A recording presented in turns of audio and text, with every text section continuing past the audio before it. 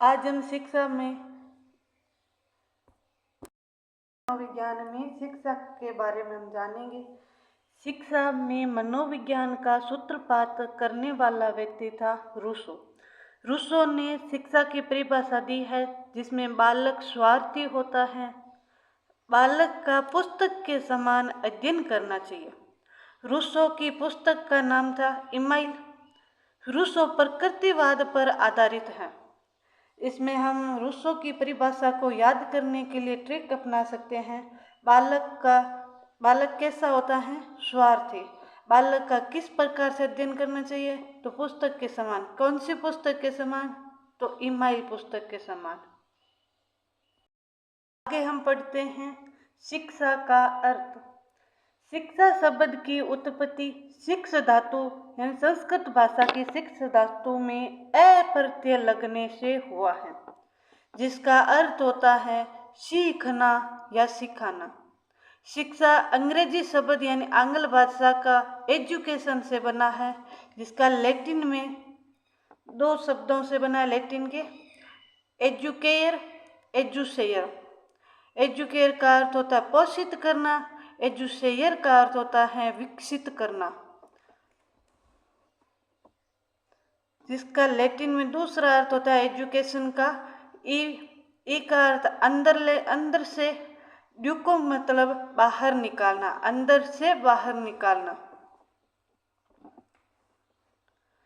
शिक्षा का वास्तविक अर्थ व्यवहार में परिमार्जन करना या प्रकाशित करना कहलाता है। अब हम पढ़ रहे हैं शिक्षा की परिभाषा। डम्बिल के अनुसार शिक्षा का प्रभाव जन्म से लेकर मृत्यु तक होता है। क्रो एंड क्रो ने शिक्षा की परिभाषा दी थी, शिक्षा के द्वारा मानव का कल्याण करना। फ्रेड्स की शिक्षा में परिभाषा, शिक्षा के द्वारा व्यक्ति व समाज का कल्याण करना। जॉन लॉक कहता है, जिस प्रकार फसल के लिए कृषि आवश्यक है उसी प्रकार मनुष्य के लिए शिक्षा आवश्यक है। अरस्तु के अनुसार स्वस्थ शरीर में स्वस्थ मस्तिष्क का निवास होता है। अरस्तु कहता है स्वस्थ शरीर में स्वस्थ मस्तिष्क का निवास होता है। जॉन डीवी शिक्षा के द्वारा बाहरी वातावरण पर नियंत्रण करना। तो हमने शिक्षा की परिभाषा में पहले पढ़ा, डम्बिल कहता है जन्म से मृत्यु तक शिक्षा का प्रभाव। क्रो एंड क्रो कहता है शिक्षा के द्वारा मानव का कल्याण करना। फ्रेड्स कहता है व्यक्ति समाज का कल्याण। जॉन लॉक कहता है जिस प्रकार कृषि के लिए फसल के लिए कृषि आवश्यक है उसी प्रकार मनुष्य के लिए शिक्षा आवश्यक है। अरस्तु कहता है शरीर में स्वस्थ मस्तिष्क का निवास होता है। अगर स्वस्थ शरीर है तो स्वस्थ मस्तिष्क का निवास होगा। जॉन डीवी कहता है शिक्षा के द्वारा बाहरी वातावरण, जॉन डीवी कहता है बाहरी वातावरण पर नियंत्रण करना।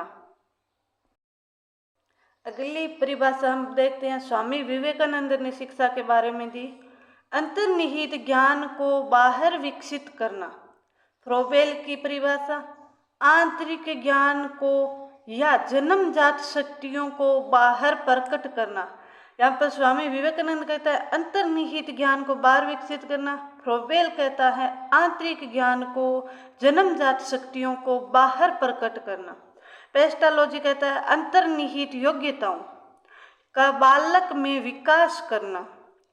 प्लेटो कहता है शिक्षा के द्वारा शारीरिक, मानसिक तथा बौद्धिक ज्ञान का विकास करना।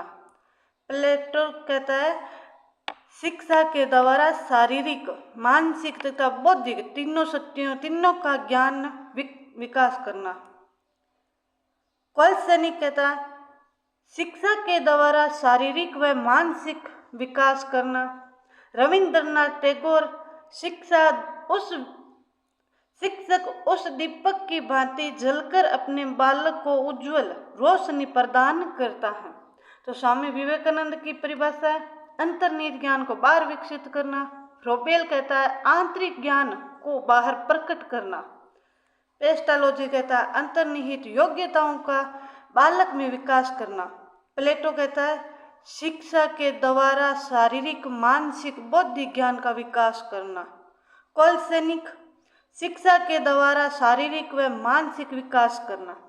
रविंद्रनाथ टैगोर शिक्षक उस दीपक की भांति जलकर बालकों को उज्ज्वल रोशनी प्रदान करता है। महात्मा गांधी ने परिभाषा दी थी।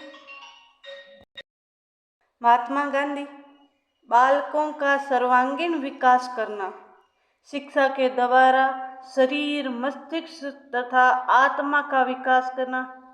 3 नंबर परिभाषा बालकों को बुनियादी शिक्षा प्रदान करना।